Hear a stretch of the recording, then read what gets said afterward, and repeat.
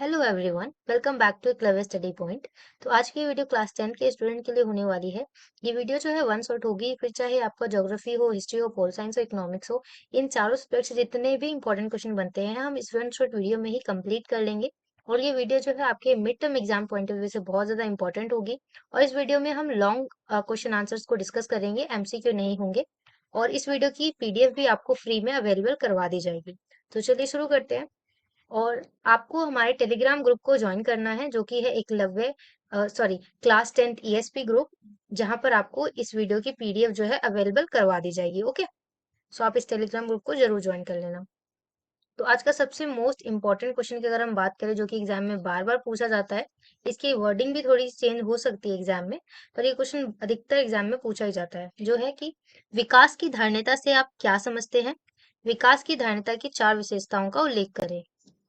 तो विकास की धारणता का मतलब होता है पर्यावरण को नुकसान पहुंचाए बिना विकास करना, जिसमें कि वर्तमान पीढ़ियों की जितनी भी आवश्यकता है, जितनी भी जरूरतें हैं, वो भी पूरी हो जाए, और साथ ही साथ जो भावी पीढ़ी है, यानी जो आने वाली पीढ़ियां हैं, उनकी जरूरतों का भी ध्यान रखा जाए। मतलब एक सिस्टमैटिक तरीके से संसाधनों का उपयोग करना, जिससे कि जो संसाधन है वो एक ही समय पे खत्म ना हो जाए, आने वाली पीढ़ियों के लिए भी बचे रहें और उनके लिए भी वो चीजें अवेलेबल हो पाए।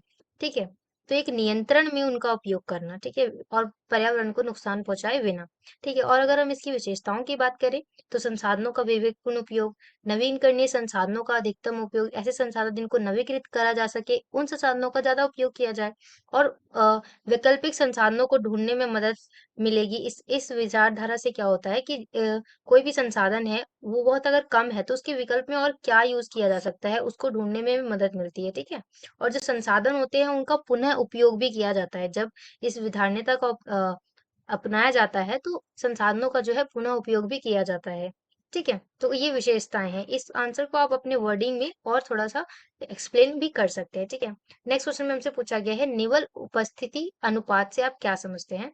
तो 6 से 10 वर्ष की आयु के जितने भी बच्चे हैं, देखिए मान लीजिए कोई पर्टिकुलर एरिया है, वहां पे 6 से 10 वर्ष के आयु के जितने भी बच्चे हैं, उनमें से जितने बच्चे स्कूल जाते हैं, और टोटल बच्चे जितने हैं और जितने बच्चे स्कूल जाते हैं, उस आयु वर्ग के कुल बच्चों के साथ जब प्रतिशत निकाल दिया जाता है, तो उसको निवल उपस्थिति अनुपात कहते हैं। ठीक है।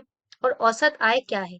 देश की कुल आय को देश की कुल जनसंख्या से भाग करना ही औसत आय कहलाता है, या औसत आय निकल दी जाती है। इसको प्रति व्यक्ति आय भी कहा जाता है।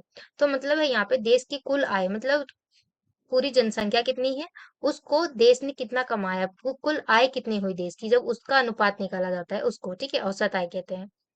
नेक्स्ट पूछा गया है, राष्ट्रीय आय से आप क्या समझते हैं। तो देश के अंदर उत्पादित सभी वस्तुएं और सेवाओं का मूल्य प्लस विदेशों से प्राप्त आय को जब जोड़ दिया जाता है, तो उसको राष्ट्रीय आय कहा जाता है। यहाँ पे आई होप कि आपको समझ में आया होगा। यहाँ पे मतलब देश के अंदर जितनी भी वस्तुएं उत्पादित हुई हैं, ठीक है, और या वस्तु हो या सेवा, उनका मूल्य प्लस में जो विदेशों से कोई चीज अगर आयात हुई है, निर्यात हुई है, तो उसमें जितना भी मुनाफा हुआ है, जितना भी कमाया है, उन सभी को जब जोड़ दिया जाता है, तो उस आय को राष्ट्रीय आय कहा जाता है। आई होप आपको समझ में आया होगा।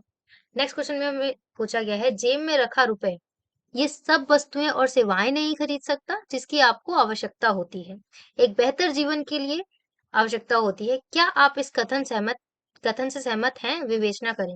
आपको बताना है कि क्या जेब में अगर आपके पास पैसा है, यहाँ पे कहने का मतलब ये है, क्या आपके पास अगर पैसा है तो आप सारी वस्तुएं खरीद सकते हैं जो कि जीवन जीने के लिए आवश्यकता होती है, पर ऐसा नहीं है।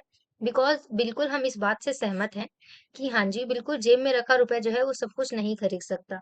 आपको अगर खुशियां चाहिए तो खुशियां तो नहीं खरीद सकता, है ना। और साथ ही साथ अगर आपको अच्छा स्वास्थ्य चाहिए तो वो भी पैसे जो है नहीं खरीद सकते। ठीक है। साथ ही साथ अगर प्रदूषण मुक्त वातावरण की बात करें तो वो भी नहीं खरीद सकते पैसों से। बिकॉज आपको खुद से पहल करनी पड़ेगी प्रदूषण मुक्त वातावरण के लिए। संक्रामक बीमारियों से बचा नहीं जा सकता, उसका इलाज करवाया जा सकता है, परंतु आपको बीमारी वो होगी ही नहीं, ऐसा तो हो नहीं सकता। अगर चाहे आपके पास जितने भी पैसे हो, अगर वो आपको बीमारी होनी है तो वो होगी ही। ठीक है। तो जब तक समाज एक साथ कदम नहीं उठाता है, तब तक ऐसे संक्रामक बीमारियों से नहीं बचा जा सकता है। ठीक है। और साथ ही साथ अभौतिक वस्तुएं, जैसे कि हो गया आदर, हो गया सम्मान, हो गया सुरक्षा चाहिए, आपको प्रोटेक्शन चाहिए, आपको फ्रीडम चाहिए, तो वो तो आप पैसे से नहीं ले सकते, राइट। सो और जीवन की खुशियां जो है वो मुद्रा नहीं खरीद सकती। तो कुछ इन रीजंस को एक्सप्लेन करके आप इस आंसर को कंप्लीट कर सकते हैं। नेक्स्ट हमसे पूछा गया है, प्रच्छन्न बेरोजगारी से आप क्या समझते हैं। या क्या अभिप्राय है? ग्रामीण और शहरी क्षेत्रों से उदाहरण दीजिए जहां इस प्रकार की बेरोजगारी है। ठीक है। तो प्रछन्न बेरोजगारी बेसिकली ये होती है जिसमें कोई पर्टिकुलर पर्सन जो होता है वो काम तो कर रहा होता है परंतु उसकी जितनी क्षमता होती है वो उस क्षमता से कम काम कर रहा होता है। तो उसको बेसिकली प्रछन्न बेरोजगारी कहते हैं। एक तरह से वो बेरोजगारी होता है पर क्योंकि बिकॉज वो अपनी क्षमता से कम काम कर रहा होता है। तो लोग प्रत्यक्ष कार्यरत तो होते हैं मगर वास्तव में बेरोजगार होते हैं। एक ही काम पर जरूरत से ज्यादा लोगों का लगे होना। अगर हम ग्रामीण क्षेत्र में बात करें तो एक कृषि क्षेत्र में किसी दो लोगों की आवश्यकता है, वहां पे चार लोग लगे हैं, तो वहां पे जो दो लोग हैं एक्स्ट्रा वो तो अपनी आवश्यकता से कम काम कर रहे हैं। ठीक है। और शहरी क्षेत्रों में अगर हम बात करें तो जहाँ एक दुकान में दो लोगों की आवश्यकता है वहां पे चार लोग लगे हैं, तो यहाँ पे भी अपनी क्षमता से कम काम कर रहे हैं। तो इस चीज को, इस बेरोजगारी को प्रछन्न बेरोजगारी कहा जाता है। आई होप आपको क्लियर हो गया होगा। और अगर आपको इन सभी को और भी डिटेल में समझना है तो आप हमारे डिटेल वीडियो को भी देख सकते हैं। प्लेलिस्ट में आप चेक करेंगे तो आपको चैप्टर वाइज भी सारी वीडियोस मिल जाएंगी। ठीक है। नेक्स्ट क्वेश्चन में हमसे पूछा गया है असंगठित क्षेत्र में मजदूरों के समक्ष आने वाली समस्याओं का वर्णन करना है। जो मजदूर असंगठित क्षेत्र में काम करते हैं, आपको पता होगा दो क्षेत्र होते हैं, संगठित और असंगठित। तो जो संगठित में कार्य करते हैं उनको तो बहुत सी सुविधाएं मिलती हैं, परंतु जो दूसरी ओर असंगठित क्षेत्र में कार्य करते हैं उनको बहुत सी समस्याओं का भी सामना करना पड़ता है। जैसे कि ये क्षेत्र जो होते हैं वो सरकारी नियमों को तो मानते ही नहीं है बिल्कुल भी। जो असंगठित क्षेत्र में काम करते हैं तो वो अपनी मनमानी चलाते हैं। और इसमें बहुत से लोग जो होते हैं अपने अपने छोटे छोटे कार्य खोले रहते हैं, चाहे सड़क पर विक्रय करते रहते हैं, है ना। और निम्न वेतन मिलना, मजदूरी तय नहीं होती, उनको काम ज्यादा लेंगे पर मजदूरी कम देंगे, और वेतन आपको मिलेगा कितना वो भी तय नहीं होता है। और रोजगार जो है वो भी नियमित नहीं होता, कभी सीजन आया तो आपको रोजगार मिल गया वरना नहीं मिलेगा। यहाँ अतिरिक्त समय से काम करने के लिए भी आपको एक्स्ट्रा पैसे नहीं मिलते, ओवर टाइम के पैसे नहीं मिलेंगे, आपको एक्स्ट्रा छुट्टी नहीं मिली जाएगी। अगर छुट्टी लोगे तो उसके भी पैसे कट जाएंगे, अगर बीमार है तब भी छुट्टी ले रहे हैं तब भी आपको कोई पैसे नहीं मिलेंगे। तो यहाँ पे बीमारी के समय कारण छुट्टी का भी कोई प्रावधान नहीं होता। और खासकर यहाँ की जो नौकरियां होती हैं, असंगठित क्षेत्र में जो नौकरियां होती हैं वो अधिकतर असुरक्षित होती हैं। तो ये कुछ ऐसे समस्याएं हैं जिनका सामना असंगठित क्षेत्र के कर्मचारियों को करना पड़ता है। सो नेक्स्ट हम देखते हैं। नेक्स्ट क्वेश्चन में हमसे पूछा गया है बाघ परियोजना पर संक्षिप्त टिप्पणी लिखिए। बाघ परियोजना आपके जब आप एनसीईआरटी की बुक खोलोगे तो आपको साइड में वहां पे मिलेगा। ठीक है।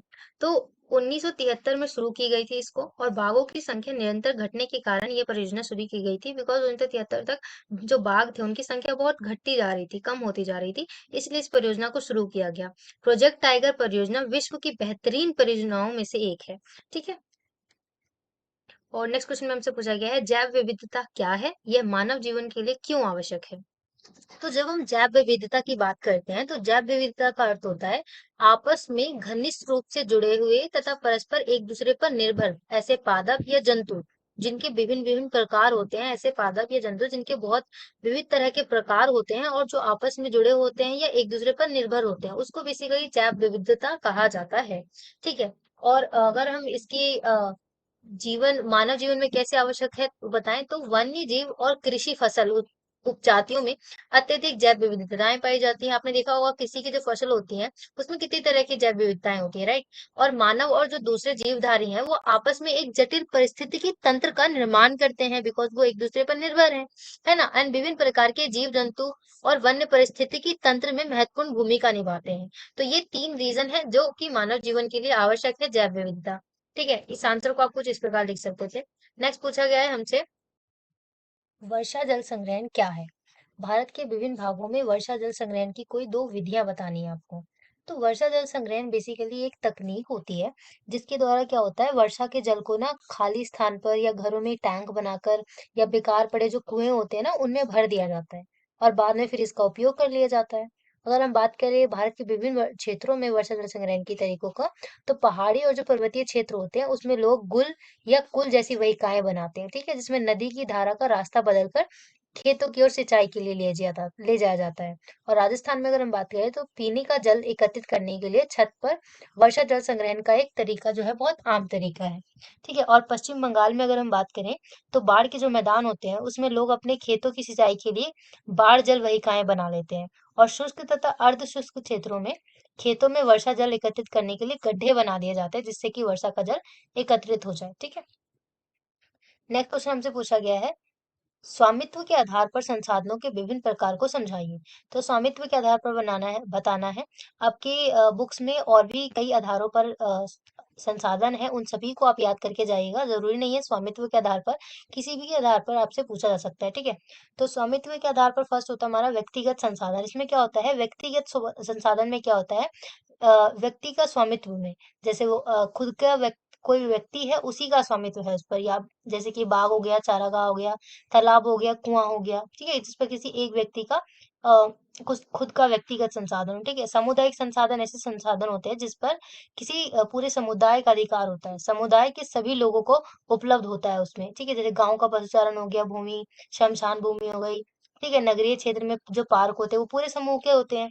और अगर हम थर्ड बात करें तो राष्ट्रीय संसाधन, ऐसे संसाधन जिनमें राष्ट्र का अधिकार होता है, राष्ट्र के हित में होता है वो, ठीक है। और व्यक्तिगत संसाधनों का अधिग्रहण कर सकती है, जो व्यक्तिगत संसाधन होते हैं ना, उनका अधिग्रहण भी राष्ट्रीय सरकार कर सकती है, राष्ट्रीय संसाधन की जो सरकार होती है, ठीक है। एंड खनिज संसाधन हो गए, जल संसाधन हो गया, अ, वन जीवन हो गया, वन वन हो गए, राजनीतिक सीमाएं हो गई, उनके भीतर संपूर्ण भूमि हो गया, समुद्री मील से महासागरीय क्षेत्र में जो पाए जाने वाले सभी संसाधन होते हैं वो राष्ट्रीय संसाधन ही होते हैं, ठीक है। और अंतर्राष्ट्रीय संसाधन ऐसे संसाधन होते हैं जिनके द्वारा नियम बनाया जाता है, तट रेखा से 200 किलोमीटर से पूरे खुले महासागरीय संसाधनों पर किसी देश का अधिकार नहीं होता है। अंतर्राष्ट्रीय संस्थाओं की अनुमति के बिना उसका उपयोग नहीं किया जा सकता है, अगर 200 किलोमीटर से आगे खुले समुद्री में कोई भी संसाधन है तो। नेक्स्ट क्वेश्चन में हमसे पूछा गया है, पृथ्वी सम्मेलन 1992 पर टिप्पणी लिखिए। तो जून 1992 में रियो दी जेनेरो ब्राजील में ये आयोजित हुआ था, और इसमें 100 से अधिक देशों में के जो राष्ट्राध्यक्ष थे उन्होंने भाग लिया था। और विश्व स्तर पर इसका उभरते हुए पर्यावरण संरक्षण और जो सामाजिक आर्थिक समस्याएं हैं उसका हल ढूंढने के लिए इसको आयोजित किया गया था, ठीक है। और नेताओं द्वारा भूमंडलीय जलवायु परिवर्तन और जैविक विविधताओं की घोषणा पत्र पर हस्ताक्षर करने के लिए इसका हस्ताक्षर हुआ था इस आयोजन में, ठीक है, जो भी घोषणा पत्र बना था उसमें। और इसको 1992 में रियो दी जेनेरो ब्राजील में आयोजित किया गया था, ठीक है, जिसमें 100 से अधिक देशों ने के राष्ट्राध्यक्षों ने भाग लिया था, ठीक है। तो हम यहाँ पे जितने भी आंसर्स डिस्कस कर रहे हैं वो पॉइंट वाइज इसलिए हैं ताकि आप इनको अपने अकॉर्डिंग एलोबरेट करें, एक्सप्लेन करें, बिकॉज यहाँ पे टाइम की शॉर्टेज होने की वजह से हम इसको पॉइंट्स में डिस्कस कर रहे हैं, ओके। और एक और था इसका पॉइंट कि भूमंडलीय वन सिद्धांतों पर सहमति मिली थी, ठीक है। नेक्स्ट क्वेश्चन है, खादर और बांगर में क्या अंतर है, स्पष्ट करें। भांगर की जब हम बात करते हैं तो एक प्राचीन जलोढ़ मृदा होती है, इसमें कंकड़ और कैल्शियम होता है, और बार बार नवीकरण नहीं होता है भांगर, क्योंकि वो प्राचीन है और नदी से दूर ऊंचे स्तर पर पाई जाती है। दूसरी ओर जब हम खादर की बात करते हैं तो ये नई जलोढ़ मृदा होती है और इसमें अधिक बारीक और रेतीली होती है, और ये बार बार नवीकृत होता है, इस वजह से ये बारीक होती है और रेतीली होती है। और ये नदी के पास जो डेल्टा क्षेत्र होते हैं ना, और बाढ़ निर्मित जितने भी मैदान होते हैं वहां पर पाई जाती है खादर, ठीक है। नेक्स्ट, लुप्त प्रजातियों और संकटग्रस्त जातियों में अंतर स्पष्ट करना है। तो लुप्त जातियां वे जातियां होती हैं जो इनके रहने के आवासों में खोज करने पर अनुपस्थिति पाई गई है, मतलब जहां पर वो रहते थे वहां पर उनका अनुपस्थिति पाई गई है, ऐसी लुप्त जातियां, जैसे कि एशियाई सिरवाली हो गई, ठीक है। यहाँ पे आप एशियाई चीता कर लीजिएगा, ठीक है। नेक्स्ट हम देखते हैं संकटग्रस्त जातियां। ये वे जातियां होती है जिनके लुप्त होने का खतरा है, जिनको विषम परिस्थितियों के कारण इनको, जैसे कि चीता हो गया, गुलाबी भी जो बतख होती हैं, ठीक है, उनकी संख्या कम हो गई है। यदि यही जारी रहा, उनको परिस्थितियां सही नहीं मिली तो इनका जीवन रहना जो है कठिन हो जाएगा, जैसे कि काला हिरण हो गया, मगरमच्छ हो गया, संघाई हो गया, ठीक है। यहाँ पे ये वर्ड काट दीजिएगा, ठीक है। ये एक्चुअली यहाँ ऊपर रहा था तो ये टाइपिंग का मिस्टेक है, ठीक है।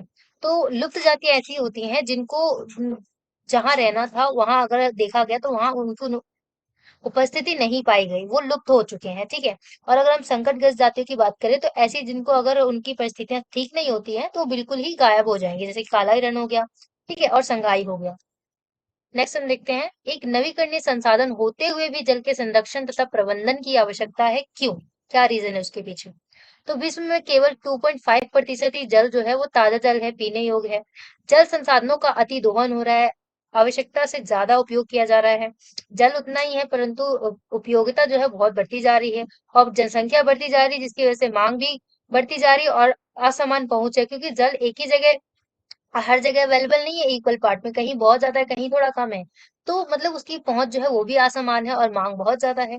और शहरीकरण भी होता जा रहा है, औद्योगिकरण आ रहा है, ये सारी रीजन है।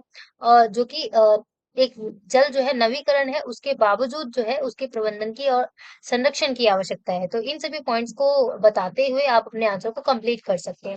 नेक्स्ट जो कि एग्जाम में पूछा जाता है अधिकतर बार, व्हाट इज खादीन और जोहड़ क्या है? ठीक है, शुष्क तथा अर्ध शुष्क क्षेत्रों में जो वर्षा जल को एकत्र करने के लिए बनाए गए जो गड्ढे होते हैं वो एक खादीन और जोहड़ है, उनके नाम। ठीक है।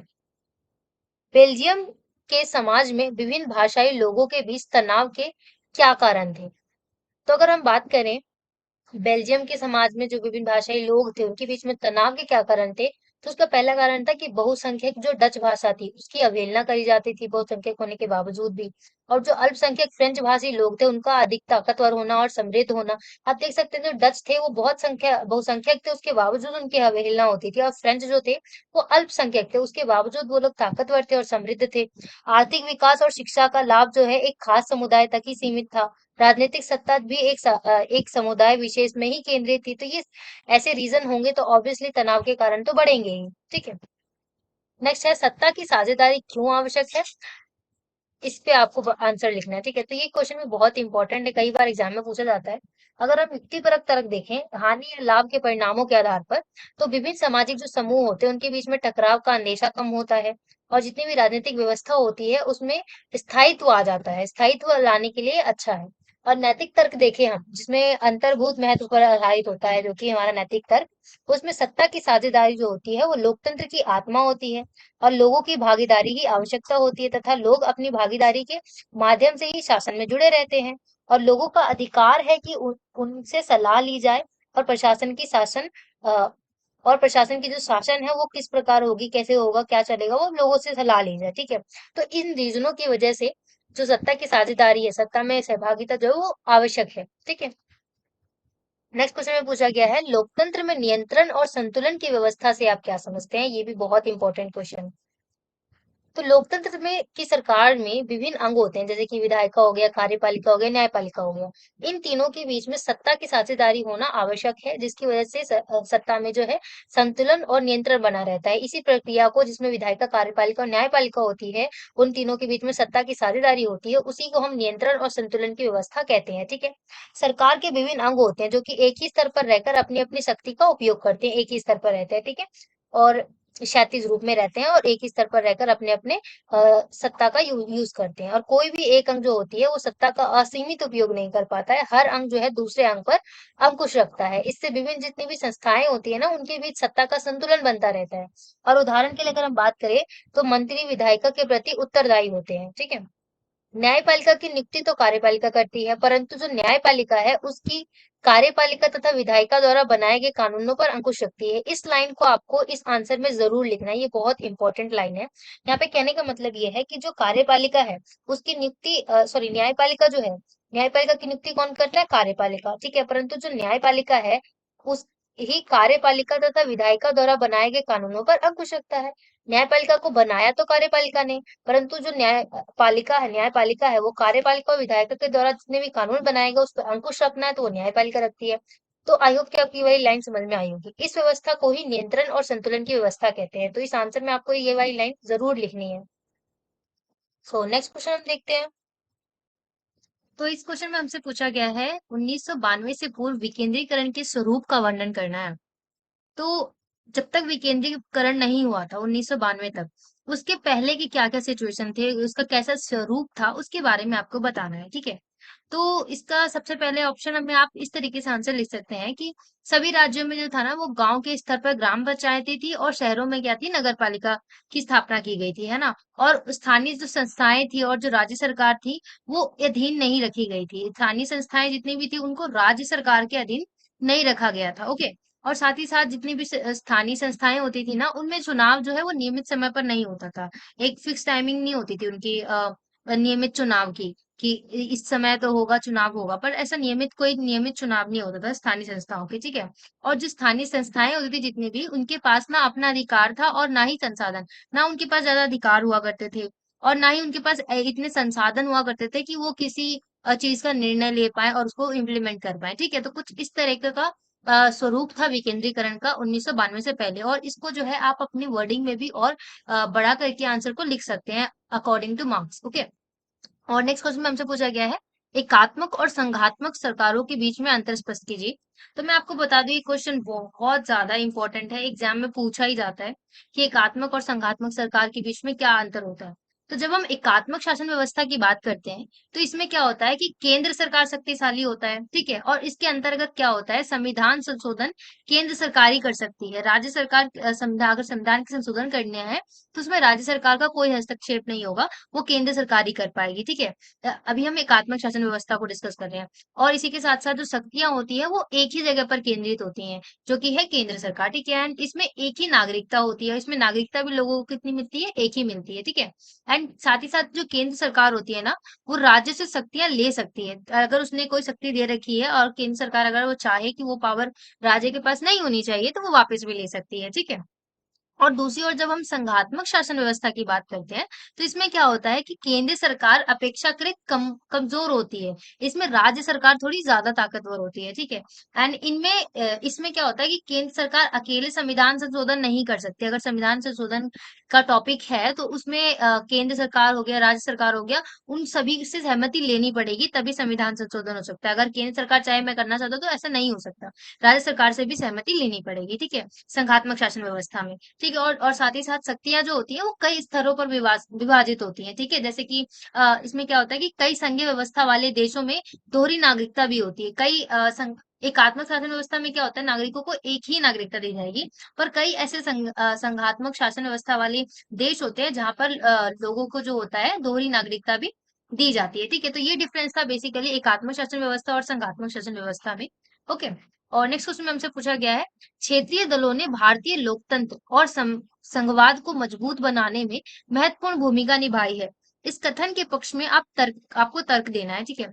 तो आपको यहाँ पे ये पूछा गया है कि जितने भी क्षेत्रीय दल जितने भी हैं, उनका भारत की लोकतंत्र में और भारत की जो संघवाद की व्यवस्था है उसको मजबूत बनाने में किस तरीके से भूमिका निभाई है, उसके बारे में बताना है।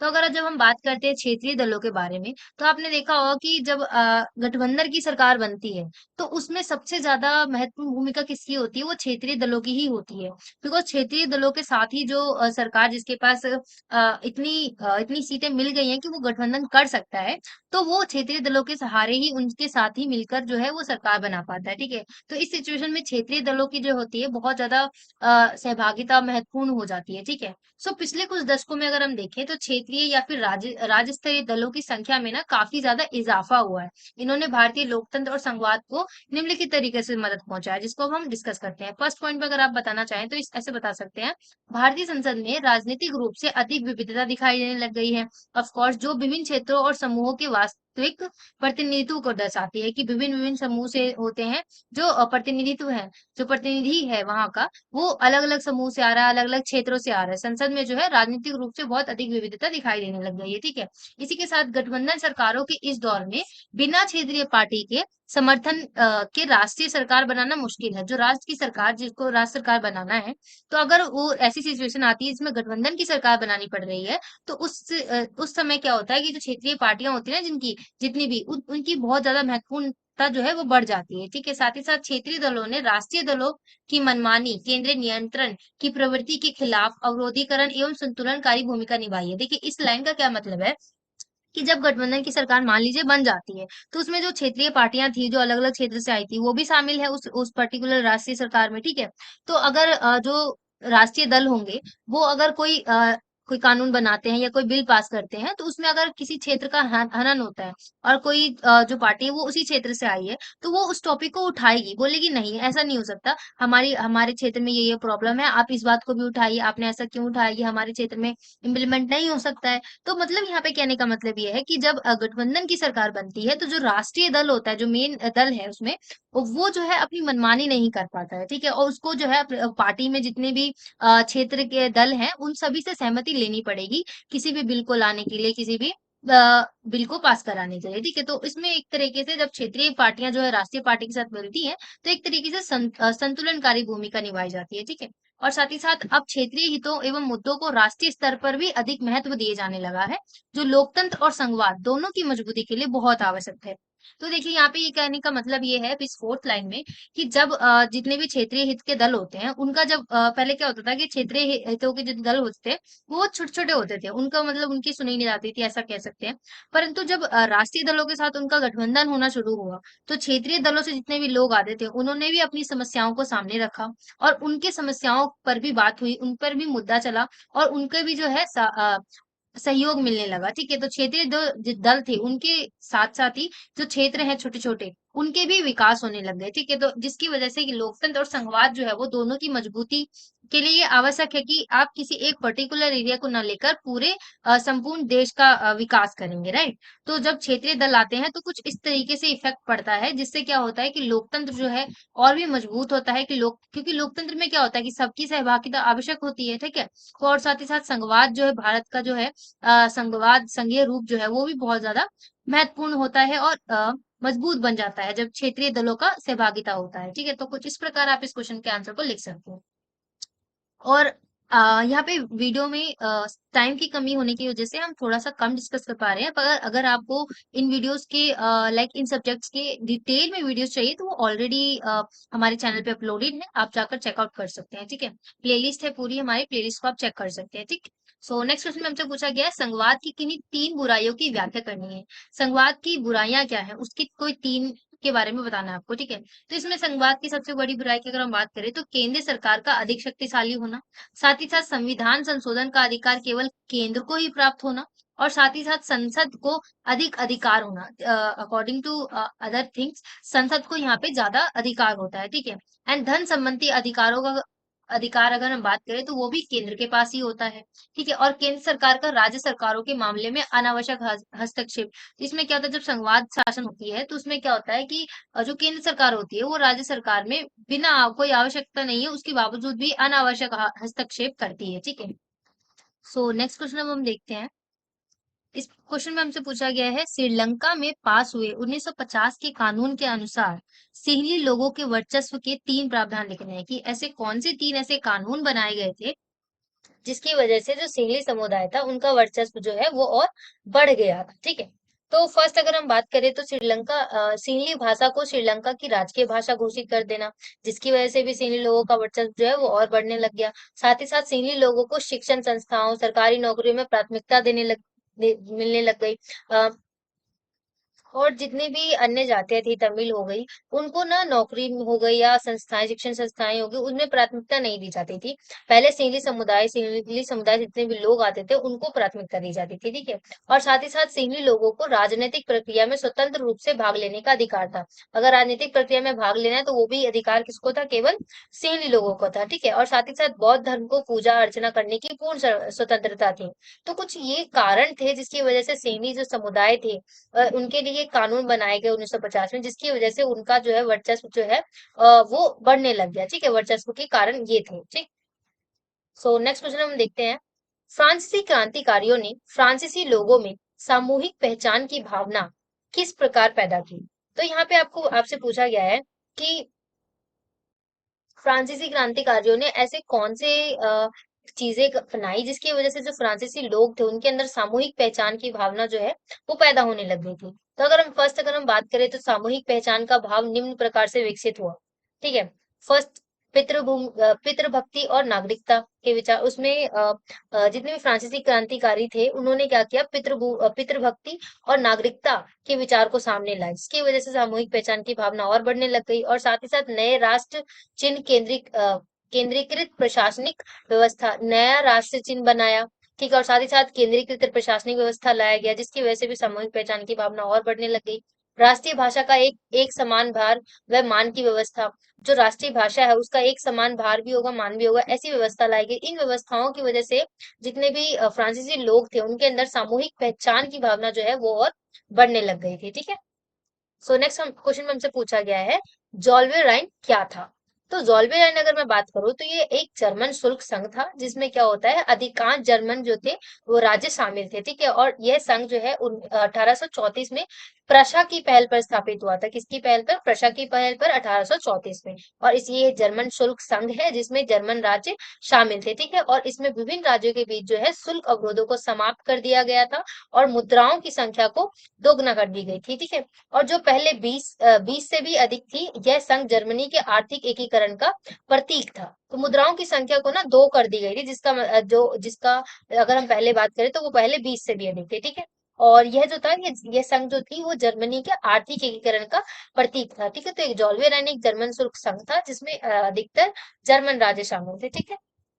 और नेक्स्ट क्वेश्चन में हमसे पूछा गया है, कांग्रेस अपने कार्यक्रम में औद्योगिक श्रमिकों की मांगों को समाहित करने में हिचकिचा रही थी, कारणों का विश्लेषण करें। तो इस क्वेश्चन में बेसिकली आपसे ये पूछा गया है कि ऐसे क्या कारण थे जिसकी वजह से जो कांग्रेस है ना, वो अपने कार्यक्रम में औद्योगिक श्रमिकों को की जितने भी मांगे थी उनको समाहित नहीं कर पा रही थी, उसमें हिचकिचा रही थी। तो फर्स्ट रीजन ये था कि पुरुषोत्तम दास ठाकुर तथा जीडी बिरला जैसे उद्योगपति जो थे, उन्होंने सविनय अवज्ञा आंदोलन को व्यापक समर्थन दिया था। इससे क्या हुआ था कि मजदूर वर्गों को कांग्रेस तथा उसके द्वारा शुरू किए गए जितने भी आंदोलन है उसमें भाग लेने से रोक दिया गया। और नागपुर को छोड़कर अन्य किसी भी क्षेत्र के कामगारों ने सविनय अवज्ञा आंदोलन में भाग नहीं लिया था, है ना। आपको पता ही होगा अगर आपने चैप्टर की रीडिंग करी होगी तो, है ना। और इसी के साथ साथ इन सब के बावजूद जो कुछ कामगार थे उन्होंने क्या किया, कम वेतन तथा कम काम करने की खराब परिस्थितियों की, जो काम करने एक तो वेतन कम मिलता था और दूसरा काम करने की जितनी भी परिस्थितियां थी वो बहुत खराब हुआ करती थी, ठीक है। जिसके विरुद्ध अपने आंदोलन में गांधी जी की विदेशी वस्तुओं के बहिष्कार की अवधारणा को स्वीकार कर लिया था, ये भी एक रीजन था। तो ये एक ऐसे नियम थे, ऐसे निर्णय थे, या ऐसे रीजंस आप कह सकते हैं जिसकी वजह से जो कांग्रेस थी ना, वो अपने कार्यक्रम में औद्योगिक श्रमिकों को नहीं समाहित कर पा रही थी। और नेक्स्ट क्वेश्चन में हमसे पूछा गया है, गांधी इरविन समझौते की विशेषताओं को लिखिए। तो गांधी इरविन समझौते की जब हम बात करते हैं तो ये 5 मई 1931 को हुआ था। ये गांधी इरविन समझौता, ठीक है। एंड सविनय अवज्ञा आंदोलन स्थगित कर दिया गया था जब इस गांधी इरविन समझौता हुआ। तो उस समय जो सविनय अवज्ञा आंदोलन चल रहा था उसको रोक दिया गया था, स्थगित कर दिया गया था, ठीक है। और पुलिस द्वारा किए गए जितने भी अत्याचार थे उनकी निष्पक्ष जांच की गई। बिना किसी का पक्ष लिए पुलिस ने उसकी मतलब पुलिस द्वारा जितने भी अत्याचार हुए थे, आपको पता होगा उस समय कितने, जब सविनय आंदोलन हो रहा था तो उस समय कितने ज्यादा अत्याचार पुलिसों द्वारा हुआ था। तो बिना पुलिस का पक्ष लिए या किसी और का पक्ष लिए पुलिस द्वारा जितने भी अत्याचार हुए थे उसकी निष्पक्ष जांच की गई थी, ठीक है। और नमक पर लगाए गए जितने भी टैक्स थे वो हटा दिए गए थे, क्योंकि गांधी जी का कहना था नमक जो है एक बहुत जरूरी आवश्यकता है जो सबको चाहिए, तो इस पे टैक्स नहीं लगनी चाहिए। तो इस सविनय अवज्ञा आंदोलन के तहत ही ये जो नमक कानून पर जितने भी टैक्स लगाए गए थे वो सभी कर कर जिसको हम बोलते हैं वो सभी हटा दिए गए थे, ठीक है। तो ये 5 मई 1931 को हुआ था गांधी इरविन समझौता, ओके। इन सभी आंसर्स को आपको अपने वर्डिंग के हिसाब से भी इलेबोरेट करके थोड़ा बड़ा करके लिखना है, बिकॉज हम यहाँ पे टाइम की कमी होने की वजह से हम पॉइंट वाइज डिस्कस कर रहे हैं। अदरवाइज आपको आंसर तो पूरे अच्छे से डिटेल में लिखना है, ओके। हम यहाँ पे बस आपको एक की पॉइंट्स अवेलेबल करवा दे रहे हैं जिसकी वजह से आपको आंसर लिखने में कोई प्रॉब्लम ना हो, ठीक है। और अदरवाइज अगर आपको नहीं याद हो पा रही है चीजें तो इन पॉइंट्स को भी अगर आप लिख के आते हैं तो आपको अच्छे खासे नंबर देखने को मिल सकते हैं, ठीक है। सो नेक्स्ट क्वेश्चन हमसे जो बहुत ज्यादा इंपॉर्टेंट है पूछा गया है, भारत में राष्ट्रवाद की भावना पनपने के कारक कौन कौन से, ऐसे कौन से रीजन थे जिसकी वजह से भारत में राष्ट्रवाद की भावना जो है वो पनपने लग गई थी। अगर हम पहली बात करें तो साहित्यिक लोक कथाएं जितने भी थे, गीत और चित्रों के माध्यम से जो था वो राष्ट्रवाद का प्रसार होना लग गया था, ठीक है। और साथ ही साथ जो भारत माता की छवि थी वो भी रूप लेने लग गई थी इस टाइम तक। और लोक कथाएं द्वारा राष्ट्रीय पहचान चिन्हों और प्रतीकों के प्रति लोगों के अंदर जागरूकता बढ़ रही थी, ये भी एक रीजन था। और उदाहरण अगर हम बात करें तो जो झंडा था हमारा वो इतिहास की पुनर्व्याख्या कर रहा था। और पहला विश्व युद्ध, खिलाफत आंदोलन, असहयोग आंदोलन, तो ये सभी रीजन थे जिसकी वजह से भारत में जो है राष्ट्रवाद की भावना जो है पनपने लग गई थी, ठीक है। अतः हम कह सकते हैं कि उपरोक्त लिखित तथा राष्ट्रवाद के उपरोक्त लिखित तथ्य राष्ट्रवाद की भावना के पनपने के कारण बने, ओके। आई होप कि आपको ये क्वेश्चन समझ में आ रहे होंगे। नेक्स्ट क्वेश्चन में हमसे पूछा गया है, वियना कांग्रेस क्या था, इस संधि के तहत कौन से मुख्य 3 निर्णय लिए गए थे। जब हम वियना कांग्रेस की बात करते हैं तो ये 1815 में ब्रिटेन, रूस, ऑस्ट्रेलिया जैसी यूरोपीय शक्तियां जिन्होंने मिलकर नेपोलियन को हराया था, उनके प्रतिनिधित्व द्वारा यूरोप के लिए एक समझौता तैयार करने के लिए वियना में इकट्ठा हुए थे, जिसकी अध्यक्षता जो थी ऑस्ट्रियन के चांसलर ड्यूक मेटरनिख ने करी थी। ठीक है, तो अगर हम तो ये क्योंकि जो है ये जो प्रतिनिधित्व हुआ था, एक समझौता हुआ था तैयार करने के लिए, सभी वियना में इकट्ठा हुए थे, इसीलिए इसको जो है वियना कांग्रेस भी कहा गया है। ठीक है, और अगर हम इसके मुख्य 3 निर्णय की बात करें तो इसमें पहला निर्णय था कि पहला फ्रांस की सीमाओं पर कई राज्य कायम कर दिया जाएगा, ताकि भविष्य में फ्रांस जो है वो अपना विस्तार ना कर पाए। इस वजह से फ्रांस की सीमा पर वहां पे सीमाएं बना दी गई और उन सीमा पर राज्य को कायम कर दिया जाएगा। ठीक है, और दूसरा रीजन ये था कि फ्रांसीसी क्रांति के दौरान हटाए गए जितने भी बुर्बो वंश थे उनको सत्ता में दोबारा वापस से बहाल कर दिया जाए, और साथ ही साथ तीसरा राजतंत्र को जारी रखा रखा जाएगा। ये भी एक निर्णय लिया गया था। ठीक है, तो कुछ इस प्रकार आप इस क्वेश्चन के आंसर को फ्रेम कर सकते हैं। नेक्स्ट क्वेश्चन हमसे पूछा गया है, जलियांवाला बाग हत्याकांड की घटनाओं के बारे में बताइए। तो जलियांवाला बाग हत्याकांड बहुत ही दुखद और बहुत ही नरसंहार, बहुत ही दुखद जो है ये घटना थी, आप सभी को पता होगा। जलियांवाला बाग जो है एक बहुत ही दुखद नरसंहार घटना थी, जिसको 13 अप्रैल को उस दिन हुआ था जिस दिन पंजाब में बैसाखी मनाई जा रही थी। ठीक है, तो इसकी शुरुआत 13 अप्रैल से थोड़ा पहले से होती है। इस जलियांवाला बाग की हत्याकांड की अगर हम रीजन की बात करें, बैकग्राउंड को देखें, तो इसकी शुरुआत थोड़ा और पहले से होती है। तो 10 अप्रैल 1919 को क्या होता है कि अमृतसर में पुलिस ने शांतिपूर्ण प्रदर्शनकारियों पर गोली चला दी।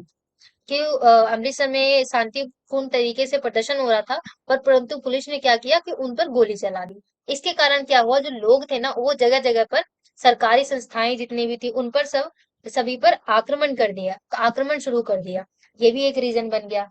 ठीक है, तो एक और जहां पुलिस ने शांतिपूर्ण जो प्रदर्शनकारी थे उन पर गोली चलाई, जिसकी वजह से लोगों के अंदर बहुत ज्यादा गुस्सा भड़का, तो उन्होंने क्या किया, सरकारी जितनी भी संस्थाएं थी उनमें आक्रमण करना शुरू कर दिया। तो उसके बाद क्या हुआ, जो अमृतसर था उसमें मार्शल लॉ लगा दिया गया, जिसकी खबर जो ग्रामीण क्षेत्रों में लोग रह रहे थे उनको नहीं था। ठीक है, और फिर उसमें क्या हुआ, ग्रामीण में ना एक जत्था जो था वो जलियांवाला बाग हत्याकांड में लगा एक मेले में शरीक होने आया था। तो क्योंकि ग्रामीण क्षेत्र में जो लोग रह रहे थे उनको पता तो था नहीं, तो और वहां पे जलियांवाला बाग में बहुत अच्छा मेला लगा था, तो वहां पे ना बहुत बड़ा जत्था कह लीजिए, बहुत बड़ा झुंड कह लीजिए, वो ना एक उस मेले में शरीक होने शामिल होने आ गई थी, क्योंकि उनको तो पता ही नहीं था कि शहर में जो है मार्शल लॉ लगा हुआ है। तो जब वो शामिल हुए तो फिर क्या हुआ कि यह बाग जो था वो चारों तरफ से बंद था, और निकलने के रास्ते जो थे बहुत पतले पतले संकीर्ण थे। तो उसके साथ क्या हुआ कि लोगों को पता नहीं था कि मार्शल लॉ लगा है, वो तो आ गए मेले में शामिल होने।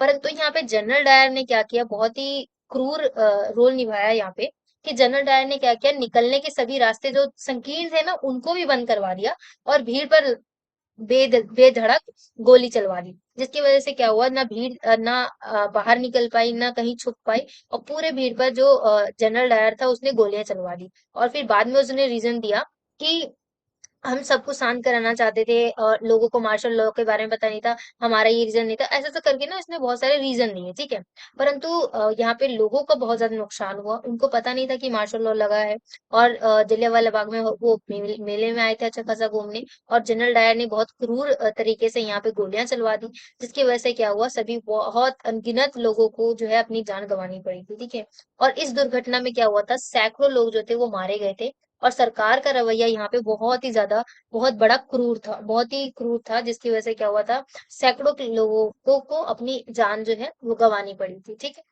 तो कुछ इस प्रकार से जलियांवाला बाग हत्याकांड जो है वो हुआ था। इसके बैकग्राउंड को आप और डिटेल में जानना चाहते हैं तो आप हमारी पूरी इस चैप्टर से रिलेटेड जो वीडियो बनी है उसको आप देख सकते हैं। ठीक है, नेक्स्ट क्वेश्चन हम देखते हैं, हाथ का श्रम और भाप की शक्ति में क्या अंतर था। क्योंकि हाथ का श्रम और भाप की शक्ति में क्या अंतर था इसके बारे में बताना है। तो उस जमाने में क्या होता था, जितने भी श्रमिक थे ना उनको कोई कमी नहीं थी वहां पे, उस टाइम श्रमिक बहुत ज्यादा थे, बहुत ज्यादा संख्या में थे, इसलिए क्या था कि जो श्रमिकों की ना किल्लत या फिर अधिक पारिश्रमिक की कोई समस्या नहीं थी, क्योंकि श्रमिक ज्यादा थे तो कम पैसे देकर भी काम करवाया जा सकता था। इसलिए जो महंगी मशीनें थी ना उनमें पूंजी लगाने की अपेक्षा श्रमिकों से काम लेना ही बेहतर समझा जाता था, बिकॉज श्रमिकों की कमी तो थी नहीं, और मशीनों में पैसे भी ज्यादा लगते थे, श्रमिकों को तो कम पैसे देकर भी काम करवाया जा सकता था क्योंकि श्रमिक बहुत ज्यादा थे।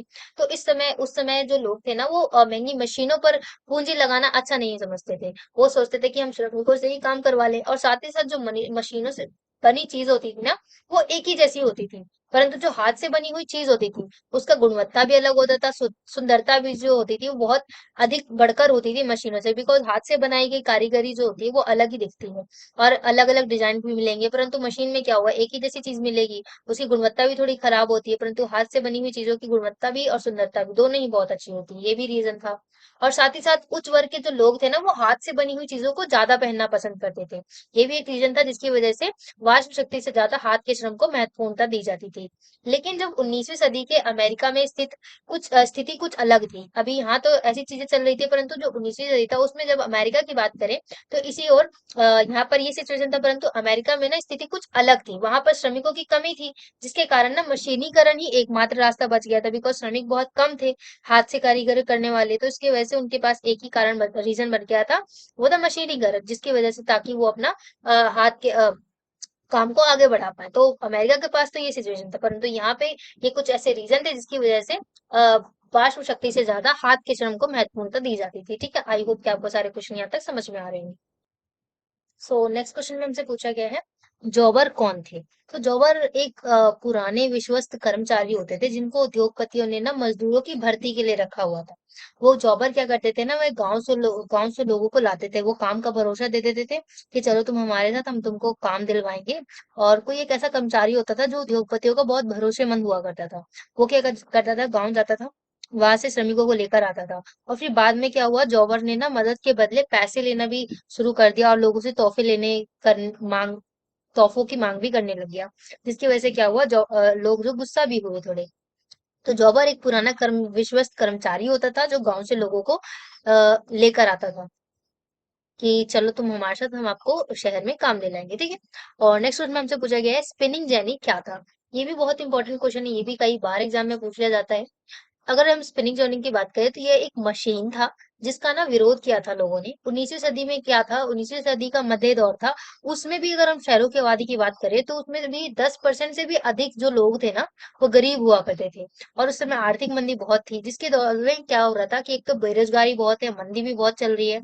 उससे क्या होता था कि 35 से 75% के बीच हो जाती थी। जो अगर हम बेरोजगारी की बात करें, एक तो आर्थिक मंदी चली रही है, और साथ ही साथ अगर बेरोजगारों की संख्या की बात करें तो 35 से लेकर 75% तक लोग जो थे वो बेरोजगार थे। और बेरोजगारी है, और साथ ही साथ उस समय ही मशीन आ जा रही है, तो लोगों मजदूर जो थे उनके अंदर बहुत गुस्सा था मशीनों को लेकर। वो बहुत चिढ़ने लग गए थे इस टेक्नोलॉजी से, प्रौद्योगिकीकरण से, क्योंकि एक तो बेरोजगारी है नहीं, और ऊपर से आप मशीनों को ला रहे हो, है ना। तो लोगों के अंदर तो गुस्सा हो गई। तो जब उन उद्योग में स्पिनिंग जेनी मशीन का इस्तेमाल शुरू किया गया, तो मशीनों पर हमला कर दिया लोगों ने कि आप हमें तो बेरोजगार छोड़ दे रहे हो, और आप मशीन ला रहे हो, मशीनों से काम करवा रहे हो। फिर 1840 के दशक के बाद क्या हुआ, जो रोजगार के अवसर थे ना, उसमें वृद्धि हो गई, क्योंकि सड़कों को चौड़ा किया जाने लग गया, नए नए रेलवे स्टेशन बनाए गए, रेलवे लाइनें बिछाई गई, जिसकी वजह से लोगों को काम मिलना शुरू हो गया। तो स्पिनिंग जेनी की ओर जो विरोध था वो थोड़ा कम हो गया। परंतु मेन रीजन यही था, स्पिनिंग जेनी एक सूत काटने की मशीन थी, जो जेम्स हर गिव्जलविट्ज द्वारा 1764 में बनाई गई थी। ठीक है। तो ये इसका विरोध किया था लोगों ने। ठीक है। सो नेक्स्ट क्वेश्चन हमसे पूछा गया, औद्योगिकरण का युग क्या था। तो औद्योगिकरण की बात करें हम, तो जिस युग में हस्त निर्मित वस्तुएं बनाना कम हो गई और फैक्ट्री मशीन एवं तकनीक का विकास हुआ, फैक्ट्री में क्या हुआ, मशीनों एवं तकनीकों का विकास हुआ, उसे औद्योगिकरण का युग कहा गया। मतलब जिस समय हाथों से बनाई गई चीजों का निर्माण कम होने लग गया, और फैक्ट्री में मशीन आने लग गई, नई नई टेक्नोलॉजी आने लग गई, तो उनको औद्योगिकरण का युग कहा गया। ठीक है। और इसमें खेतीहर समाज हो औद्योगिक समाज में बदल दिया गया। इसमें जितना भी खेतीहर समाज था, उसका बहुत बड़ा हिस्सा जो था वो औद्योगिक समाज में बदल गया था, उद्योगों में काम करने लग गए थे। ठीक है। तो 1760 से लेकर 1840 तक के युग को औद्योगिकरण का युग कहा जाता है, जो मनुष्य के लिए एक खेल परिवर्तन नियम जैसा साबित हुआ। जैसे किसी खेल में कोई नियम चेंज कर देते हैं ना, परिवर्तन हो जाता है, ऐसे साबित हुआ कि लोग खेतों से निकलकर उद्योगों की ओर जा रहे हैं। तो लोगों के अंदर लिए एक बहुत बड़ा परिवर्तन था ये। ठीक है। और नेक्स्ट क्वेश्चन में हमसे पूछा गया है, नेपोलियन के शासनकाल के बारे में बताइए। तो नेपोलियन के शासनकाल के बारे में आई होप कि आपको पता होगा, अगर आपने चैप्टर पढ़ा होगा तो जब नेपोलियन जो था वो फ्रांस पर अपना शासन चलाना शुरू किया था, तो उसने क्या किया था, प्रजातंत्र को हटा दिया था और राजतंत्र को स्थापित कर दिया था। और साथ ही साथ जो नेपोलियन था, उसके समय ही जो व्यापार था उसका आवागमन एवं संचार जो था, वो नेपोलियन के समय ही व्यापार में बढ़ोतरी हुई थी, और व्यापार का आवागमन एवं संचार जो था वो बहुत ज्यादा विकास हुआ। उस समय ही नेपोलियन के शासनकाल के दौरान ही भी बहुत ज्यादा विकास हुआ था। साथ ही साथ जो राष्ट्रवादी विचार थी, उस विचार था, उसको बांटने के लिए उन्होंने क्या किया, कुछ क्षेत्रों में कब्जा कर लिया था और कर को बढ़ा दिया था, और जबरन भर्ती जैसे जितने भी अनेक कानून थे ना, उनकी कानून व्यवस्था स्थापित कर दी थी। जबरन भर्ती का यहाँ पे ये है कि अगर आपका मन नहीं भी है तब को आपको जबरन भर्ती करा दिया जाएगा, आप चाहे इच्छुक हो या ना हो। ठीक है, तो कुछ जबरन भर्ती जैसी चीजें भी नेपोलियन ने शुरू कर दी थी। तो ये कुछ चीजें थी जो नेपोलियन के शासनकाल के दौरान होती थी। ठीक है, सो आई होप कि आपको यहाँ तक सारी वीडियो समझ में आई होगी, जितने भी क्वेश्चन हमने डिस्कस करे, और आपको ये वीडियो भी पसंद आई होगी। ये वीडियो आपको एग्जाम में बहुत ज्यादा हेल्पफुल होगी। ठीक है, अगर आपको ये वीडियो पसंद आई है तो do like share and subscribe, and thanks for watching.